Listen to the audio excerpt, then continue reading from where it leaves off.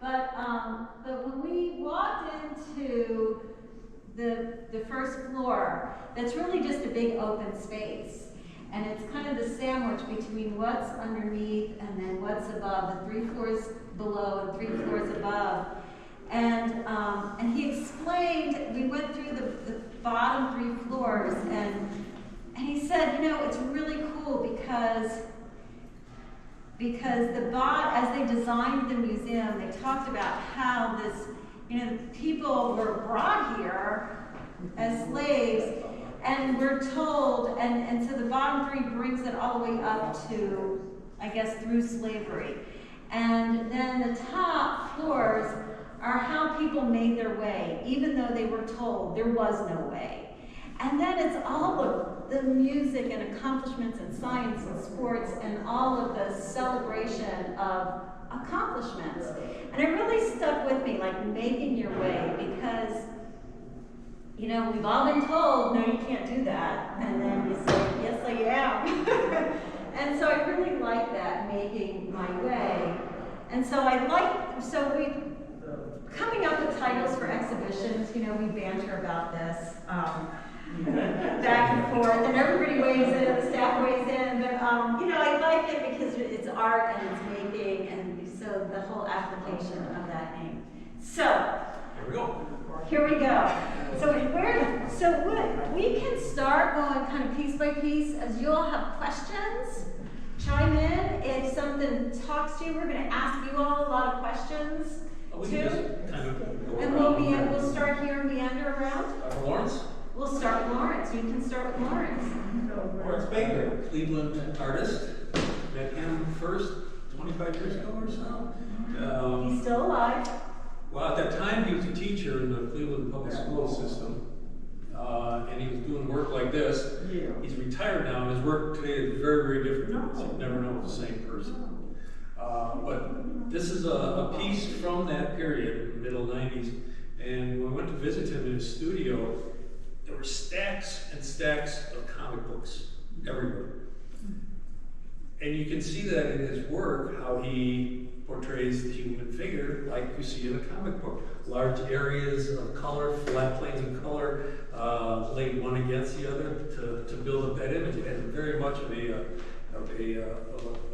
pulp comic look to it. This is a portrait of his daughter, Asia, who's 25 years older than that now, so I don't know what she looks like now, but this is very typical of his work. Large, confrontational, eyes staring right at you, engaging you. It's the kind of painting that if you walk into a big gallery, you see it right away, because it just, the size and the engagement with the eyes. So this sort of kicks off the whole exhibition here. And as we move along, I'll tell you, Charlotte will tell you where the artists are from, a little bit of their background, and those stories and how we got to meet them, those stories are just as important as the work itself. Right, and I will say this, I never, you know, like here's a portrait of his daughter as a teenager. And I thought, wow, how can anybody sell that? How can you part with that? And then I had a teenage daughter, and it's like, oh, take the painting and I don't know. Yeah, but what do you all think? Like, how do you react to that? What do you all think? What do you feed from? What have you?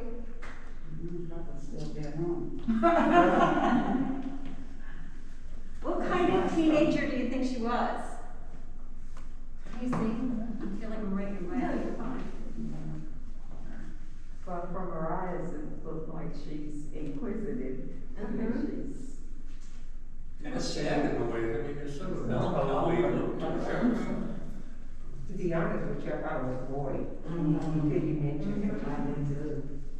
And I noticed this, you know, earrings don't matter anymore. But I really did. Yeah, I feel like he's captured that vulnerability of a teenager that maybe only a parent sees. She puts on a great front in front of her friends. But I did Google her when the painting came in, like just to see, where is she now, what's she doing? And she's I think still in Cleveland, but either she's a lawyer or she's working in a law office. She was, you know, she looked like a force to be reckoned with. All right, so this all day. All right, so should we go this way around? All everybody's on this side, so. All right. So Elijah Pierce, this is the only example of Elijah Pierce's work that we have in the museum. Do you all know Elijah Pierce? No, yes. So he was a barber and a preacher. He was born in Mississippi and came to Ohio during that migration of the 30s, and came up to Columbus, and really was a pivotal force in the Black community and pulling people together. As we go through the room, he was really instrumental in guiding a lot of the Black artists in Columbus, like just to validate, yes, we are all artists and we're going to keep working. You want to talk? Oh, he's probably one of the top one or two in terms of tier of importance African-American carvers of the 20th century. I mean, he's really beyond kind of a rock star in that world, because there's an honesty to his work, there's a straightforwardness to his work. He certainly doesn't try to polish it up, but that rawness and that power of kind of not a polished hand, not a finished hand, but almost an unfinished hand comes through in his work. And he used a lot of his carvings in his preaching. He was a street preacher. He'd go to union halls and that and preach and bring these pieces with him and set them up, and they were like little sermons in wood that he would talk about. And some of them, there's one that the Springfield Museum owns, has a piece of cloth on the back that when he put the piece up for people to talk about, the cloth was on it, and then he kind of dramatically lift the cloth up and talk about the scene that was going on in that parable, or whatever he's talking about. Right. So he's did all of his work in Columbus barbershop, which was, if you know where the Columbus Museum of Art is, it's just a couple blocks from there. He was sort of discovered in the 70s by, I think, people from the Columbus Museum or from the Columbus Academy, the Art Institute there. And from that point on, But he was very pivotal from the beginning in the Black community. Well, in his community, yes, but in terms of the art community. But being discovered and making it really big and international was, it was probably in the 70s. So Queen Brooke is an artist that knew Elijah Pierce. She's also from a lot of these pieces came to us in a gift from a Columbus collector. So a lot of the artists are from Central Ohio, around the Columbus area. We had an exhibition of Queen Brooke's. We did a Zoom thing, and it started right as COVID started. So anyway, but we're really glad to have this collection of her work. And so she had a full career, I think with AEP, as an administrator. And then she walked in, she had music anxiety. Kojo, we'll get to Kojo in a while, he had a gallery and a studio. And she got out front and looked in the window and then turned around and walked away. And she did that on 3 different occasions. And finally he went out and opened the door and said, "Would you come in here?" And so they started this friendship, and he hired her to work in the dark room. And so she started her career as a photographer.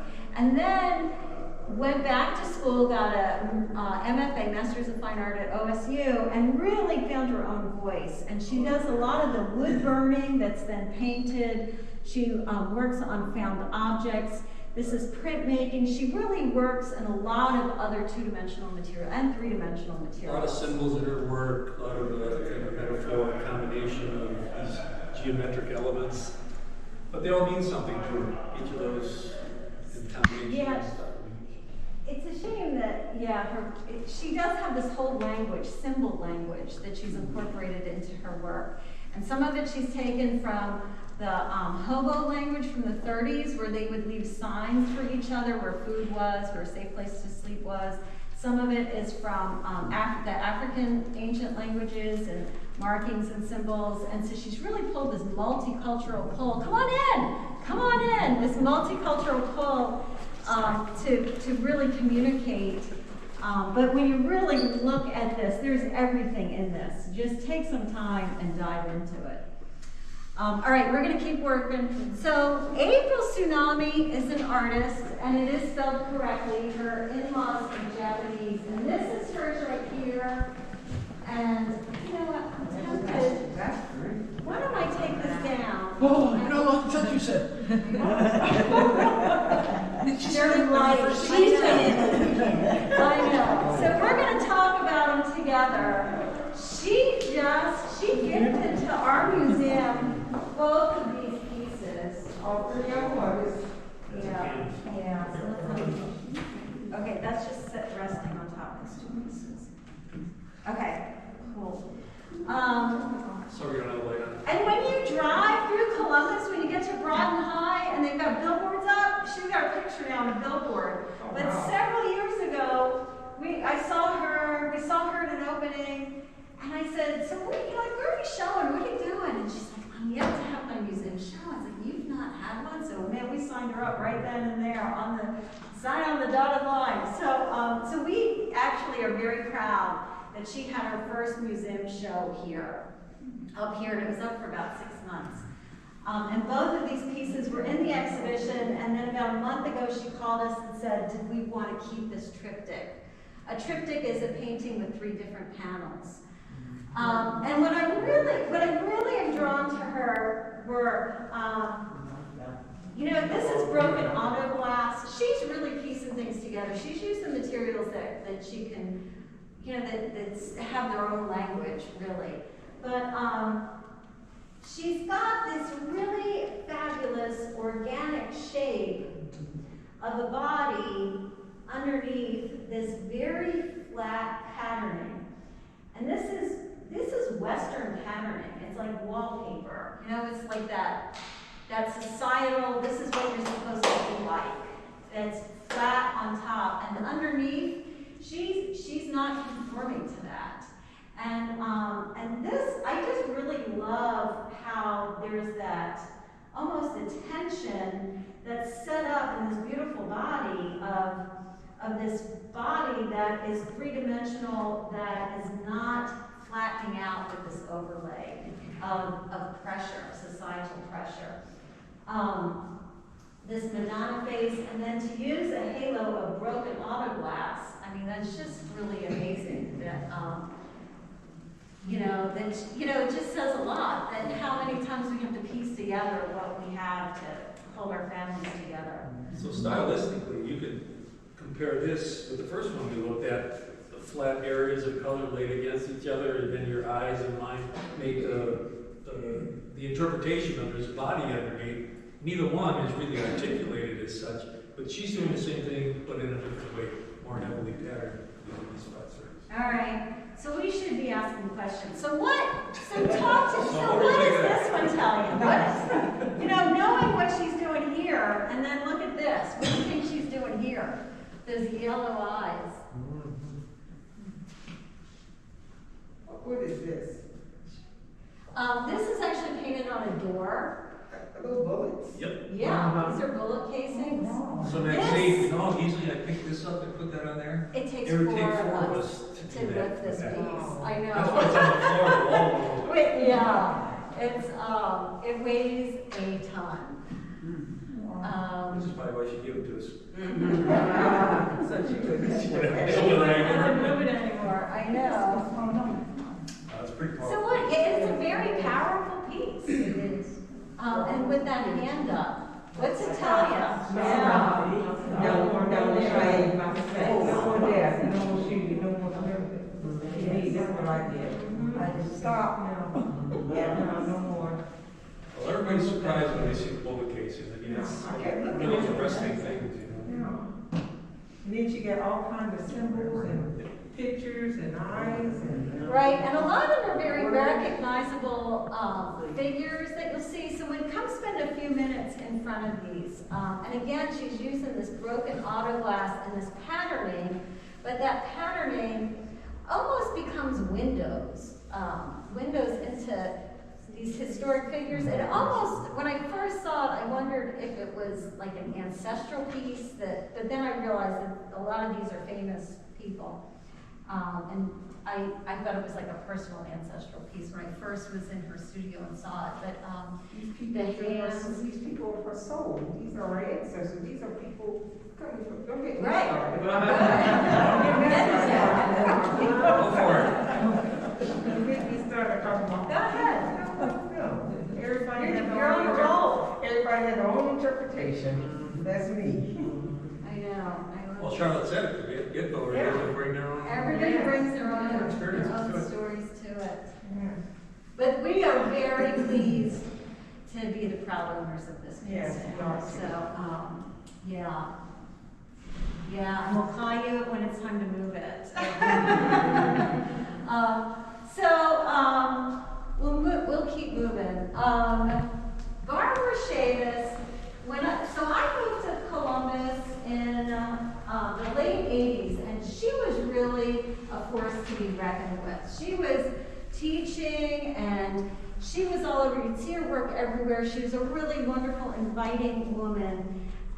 She just lived creatively. She would, linoleum tore up in her kitchen floor, and her son was going to come in and replace it. And she's like, no. And she did this whole mural around the tear in the floor, and like just what she saw and what she saw. And he's like, Mom, let me just replace the linoleum. So,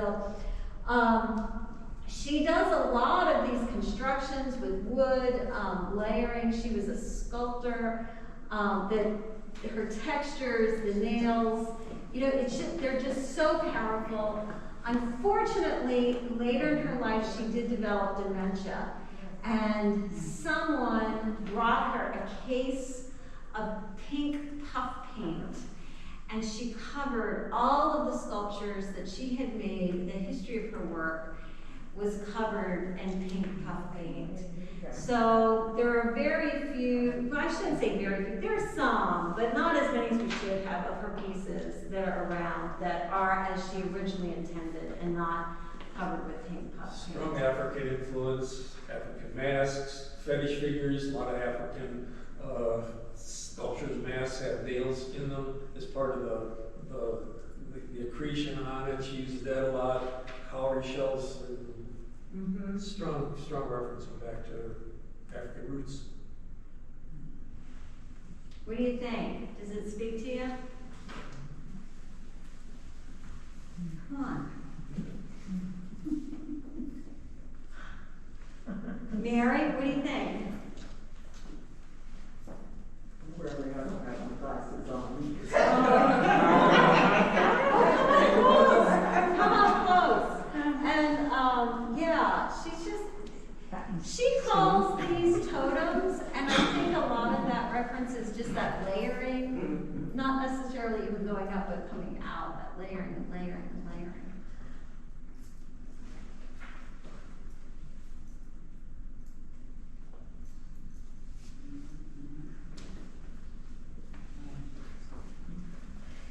I always thought that this looked a little river-like or landscape-like, just this little edge, black edge coming up. Is this puff paint? That I think is acrylic paint. That's more, no, like when she covered it, it was paint. It was, yeah. All right, you want to talk about Mary Proctor? Sure. You can go ahead. Don't you have to move? These can also be used to drive cats inside if you do. This is Mary Proctor from Florida, missionary Mary Proctor. She has a congregation, and we kind of put this one across from the Elijah Pierce because they're both kind of the same idea of preaching via your sculptural production. All of her work is a lot like this, citing biblical passages, ways to live your life, train up a child. And they all are this kind of flat really crude profiles of figures layered one on top of the other. So here's a mother and a child, and the mother is telling the child all the things that they're going to need to know in life. No patience, no mercy, choose good friends, what else? Finish school. Say no to drugs. I mean, all this. Mantras that we all say over and Kind over. of a cartoon or comic book like, where you had the voice bubbles coming out of people's mouths saying things. But this is very typical of her work. Right, and I really like that house, just how that whole house. So, although she's from Florida, I do want to say that a lot of these artists came from a community that all knew each other. Barbara Shavis was the one, when Queen was here speaking, she said Barbara Shavis was near and dear to her heart, and that Barbara was the one that told her, "You are an artist." And she said, just having Barbara Shavis tell me I'm an artist made me an artist. Right. And so there's a kind of this web. April Sunami came in, and like she's the next generation, she's younger and coming up. So a lot of these people that we're talking about all knew each other. All right, so let's move down. We'll do the perimeter and then we'll come to the center. So William Hawkins, he's one of Mark's favorites. I'll let Mark talk about William Hawkins. All right. Yeah. William Hawkins, in a lot of ways, he's kind of like Elijah Pierce. He's one of the luminaries of American African-American outsider art or self-taught art from Columbus, deceased quite a while now. We have several drawings of his. We don't have any of his paintings in the collection, and they tend to be large, painted on linoleum or formica, sheets of stuff that he found in the trash as he wandered through his neighborhoods. He used that as a base for his paintings, and then buy house paint at the hardware store and produce images that are similar to this but kind of develop beyond this. A lot of architectural kinds of scenes, animals. He too tended to tell stories in his paintings and drawings, not parables or preaching kind of thing, but oftentimes related to American history, American folklore, his neighborhood stories in his neighborhood. And the subject matter for his drawings are a little bit more telescoped down a bit. We think, and there's been a lot written, that he got a lot of his imagery from National Geographic magazines, that type of thing. We had one at home actually of a T-Rex, a dinosaur, and I know exactly the issue of National Geographic that he got it from, because the dinosaurs in the same position. But anyhow, he always signed his work.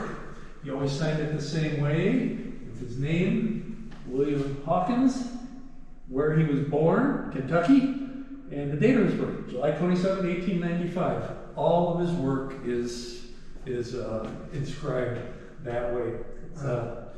He was pretty prolific. He was pretty obsessive about working. There are sketchbooks full of his work that have come to light. In fact, you can see the spiral wings on the papers here, because he just showed sketchbook after sketchbook after sketchbook of these images. It was always work.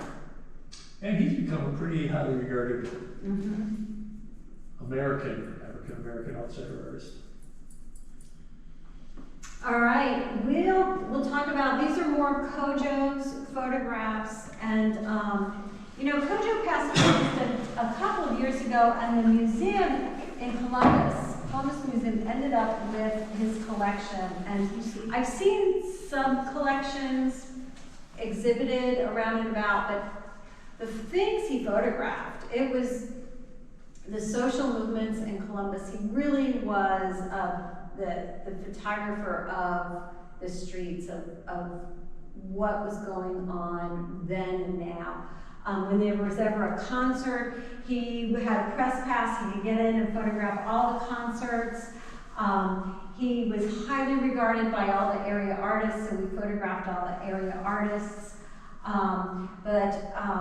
Social unrests, he was really a documentary photographer and captured so much of the essence of the African American community and what they experienced on a day-to-day basis. And he left a really powerful legacy in photographs.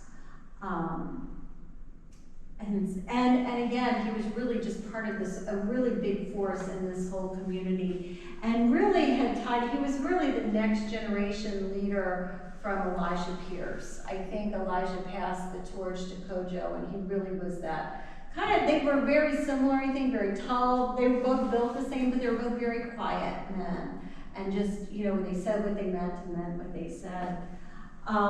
In between them, we've got Stevie Wonder, by an untrained artist. So it's funny, you can split that. We're talking about there's living artists and dead artists, and we've got trained artists and untrained artists. So Roy Butcher worked for, we think, the sanitation department. There's just not a lot about him at all. And he did these carvings. He'd just pick up wood that he would find. Again, Columbus. He's a Columbus. Columbus artist, and kind of sell them off his back porch. And they're just now bubbling to the surface. They're just now kind of surfacing and kind of floating out. You see some in galleries occasionally, but not very often. This is one of the larger ones that we've seen. But just the treatment of wood that, some of it's left kind of raw, but this braid is incredible. But I really like the treatment of those glasses, That's the Kojo's photo of Stevie Wonder above. No, that's Ray Charles. Oh, Ray Charles. Yeah. Okay. But it's the same kind of a dark glasses, or sunglasses, and that smile. Yeah. All right, Aminah Robinson is one of the most important artists, I think, to come out of Columbus. And she passed away. She passed away about 10 years ago. I think, the date should be right in there. We don't have her birth dates on there. So she worked compulsively. She had attended the what is now Columbus College of Art and Design. Started as an art school attached to the museum, and she would go there every Saturday, and she was taught. She was from a larger family, and she, as a child, created a studio under her bed, and she would talk about this studio. That was her space. Her siblings weren't allowed to enter that space, so she had all of her drawing materials and all that. And her parents really encouraged her, her artwork and her life. She taught for years through the Parks and Rec, and did she teach anywhere else in Columbus? Yes, she taught for a while at CCB.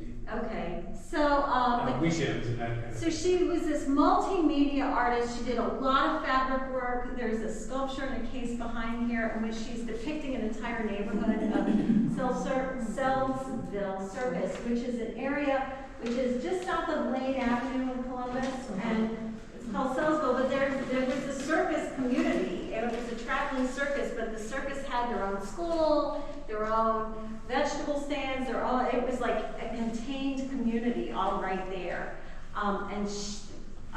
This museum had a large exhibit of her work a couple of times. It had a nice relationship with Aminah. And actually, this piece is written out to Sarah, who was the founder of the museum, during a nice little exchange there. But a lot of her pieces, her pieces mostly dealt with community. She was born Brenda Lynn Robinson, and on a trip to Africa, one of the elders of this community said, "Your name is Aminah," and she came back and changed her name legally. And so she is now remembered as Aminah Brenda Lynn Robinson. She has done these constructions in fabric that are murals about neighborhoods, the history of the neighborhoods. She's recorded the oral histories that never made it to the history books. I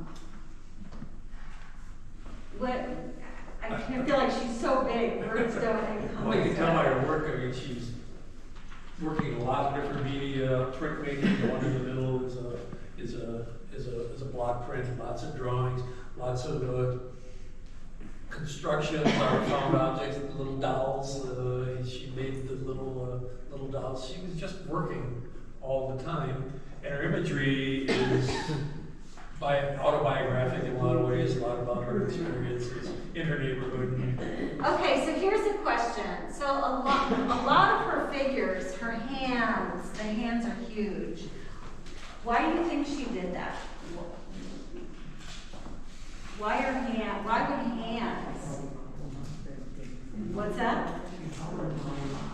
She was holding a whole lot. She was holding a whole lot.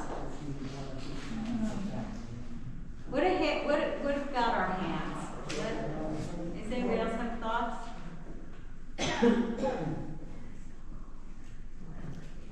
Our hands created us and did the work.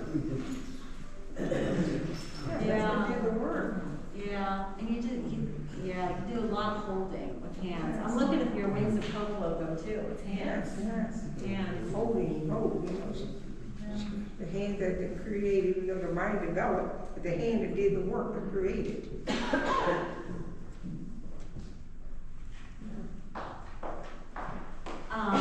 going to talk about Fergus Young. Fergus Young.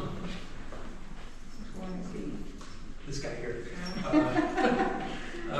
Miami artist, was discovered in the 80s.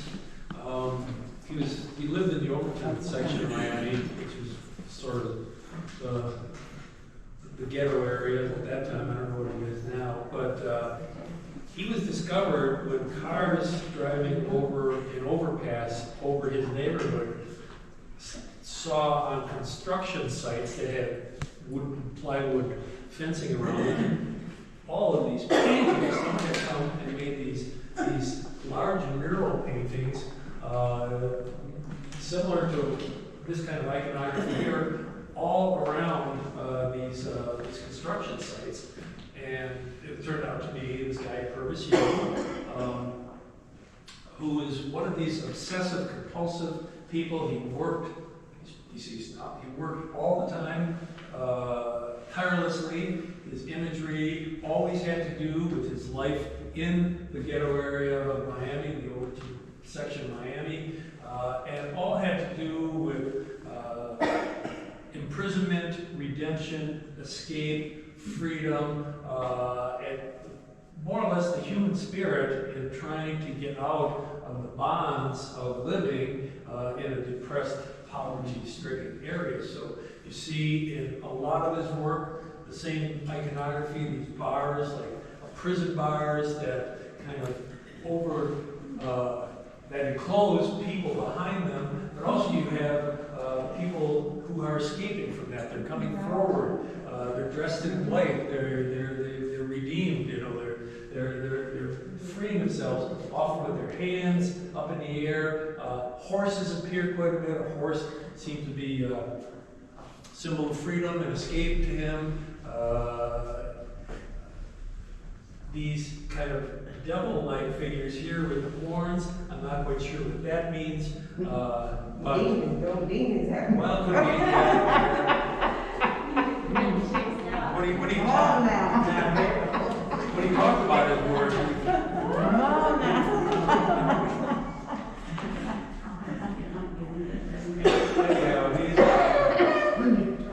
I really like the way his paint is blended. Like, it's just not these flat areas of a flat color. I like his paint blending. I like just how it's all just so painfully.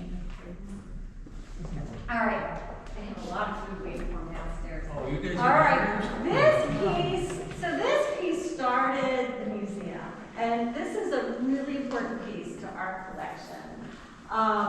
So when this building was built, it was Security Central Bank, and in in the mid-70s, the bank president, Mr. Selby, who's up on the medallion right up there. Mr. No, Keener.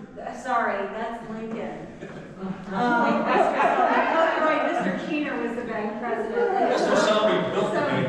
Mr. Selby built the bank, Mr. Keener was the bank president, and they were going to tear it down. And then they started talking, and there was a group of young lawyers who said, well, what if we were to have a museum, a city museum? And so the city started talking to the bank, and so the bank sold the building to the city for $1 to become a museum. And so the Forbes magazine gave awards every year for supporting art supporters, the people who supported the arts. So Mr. Keener from Portsmouth, Ohio, got this national award for giving this entire bank building over to the city to start a museum. And so they flew, he and his wife is still alive up in Hillview, she's almost 100. And they gave him this print of Romare Bearden is a premier, nationally known African-American artist who's from the Carolinas. Well, he ended his career in New York originally. Right, he was originally from the Carolinas, and this is just a really beautiful print. So this is just a really important piece to our museum. The museum did remain a city museum up until 2006, and then the board bought it back so we could do all the repairs that were needed because the city couldn't afford it. So, but Romare Bearden is just, it's really hard to even get hold of his pieces to borrow, to bring in. So it's really pulled me online. So Mary Merrill, another one of Mark's favorites. She was, I know, so this poor woman was an agoraphobic. She would not leave her house. And people would bring her, family would bring her materials, or friends would bring her materials, and she just made work compulsively. But she really had a need to interact with people, and she would make these little rag dolls and leave them out on the edge of her property for the neighborhood children. She was actually lived down the street from Hawkins, and they were friends from William Hawkins. And so she spent her whole life as this agoraphobic, and people would come and take care of her. She was very lively, and so then actually it was Barb Vogel, the collector, her brother, Mary Merrill's brother passed away, and Barb said, look, I'm going to come get you. You have to attend your brother's funeral. And I will pick you up, and I'll take you, and I'll bring you right back home again. And she had a couple other people go. You'll be saved. You'll be with this little community of people. And so she got to the funeral, and she saw people she hadn't seen since grade school. She had a great time. Some of them said, well, we're going to go out to eat. She's like, well, let's go out to eat too. And so Barbara said she went out and had this fabulous time, and was no longer an agoraphobic. So I don't know if it was the passing of her brother, if it was that relationship, or what it was, but Did any of you remember the movie To Kill a Mockingbird? Yes. Remember Boo, the guy, the reclusive guy that hid in his house all the time and communicated with the kids and put in these little things in the tree outside? Sort of the same thing. That's set up that communication. right, and the kids would then, come and leave her things, and she would leave the dolls, and oftentimes the objects that they would leave her, she would sew into the dolls and give them back as dolls. So she was just a very interesting woman. Mary T. Smith was. We reported with women top of shopping. I know. We trace back the lineage when we put this Well, she up. was Mississippi, rural Mississippi, and she was discovered in probably the 70s, early 70s, when someone driving through rural Mississippi saw this yard show of large paintings on roofing tin, these large, straightforward images of faces, crudely painted, covering this whole yard. And that sort of was her entree into into the world of outsider art, and she just became more and more famous after that. This is from later in her life. She died 90. This was made in 1990. Yeah, she died in the 90s. By that time, she wasn't working as much on Brookington anymore. She opened it. But people would bring her canvas board and other kinds of surfaces, and she just kept painting and painting these images, oftentimes with text like this one below, this image of almost a skeleton figure, skull, spine going down the backbones, and although it looks like just random letters, I think what she's trying to write is free.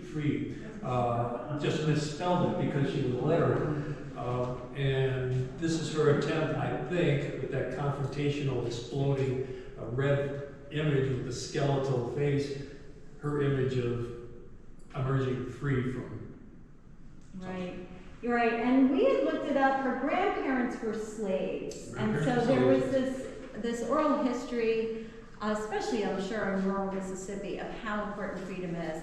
And so we talk about interpretation, and you all can chime in. So where Mark sees a skeleton, I see the outline of a very joyous person, with arms outstretched, and I see this as a very jubilant figure. Can be a joyous skeleton? So, I don't know. I mean, what does everybody else see? It's kind of that positive, negative. What do you see?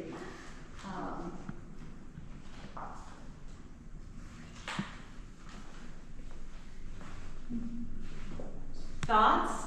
Comments? What's the fellow there beside? Oh, that's Jesus. That's one of Mary Merrill's.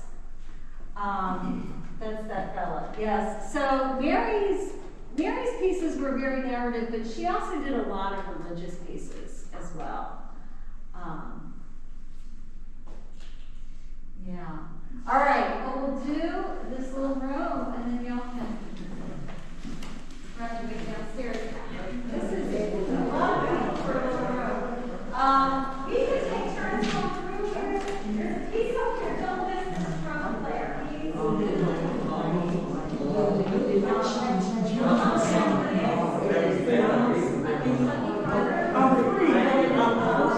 really great. He's done his kids' band fighting, and he's a really fun guy. He lives in Lexington, Kentucky. We were with him. He does a lot of Remember this one, these pieces? Oh, yes. quite frequently. This This piece is a really extraordinary piece, and I love, like, how many faces do you see? And, right, look at the shadows. You see a lot more in the shadows. But I love that overlay of ancestral. You just hear your mother's voice and your grandmother's voice, at periods during your day. And that we have all of that ancestral knowledge. Yes. This Hawkins Bolden was a sculptor who was a blind man. He had a garden. He grew all of his own vegetables, and he would make these scarecrows to keep the birds away. And he was one of those self-taught artists, folk artists, that just encrusted his whole house and yard with these scarecrow type figures to scare the birds away. And the whole yard was just a whole sculpture in itself. Mr. Imagination used predominantly recycled materials, and he did some stone carvings too, but he has a whole series of the paintbrushes, I know, that are just so fun. But he was really, it's funny, he was living the fast life, and he was nearly killed in a car accident and was in a coma for, he was in his 30s, and he almost died. He was in a coma, and they were about to pull the plug, and he woke up, and and he said, "I'm an artist," and he woke up, and he started cranking art. So I know. So he straightened up. Wow. So, so what do y'all think? Are these good series? Are we talking? So, as museum people, we've really worked hard to build artwork from voices that hadn't been represented in the collection, African American work, Latino work, self-taught artists, just a lot of voices that historically hadn't been represented by museums. So, so we're really working hard to touch all the communities here in Portsmouth, and just validate all those conversations going on. So, well, we appreciate this being very knowledgeable about the different things. So we're learning a lot. all right. So you're gonna come back, right? That's my point, Belle, they're gonna come back? All right, good. And like I said, this is all a conversation. Art's a conversation, so we're just, we just wanted, Can you say that all over again? I missed it. We were out here. yeah. So yeah, we can all go downstairs and enjoy all the goodies. I'm going out there. Yeah,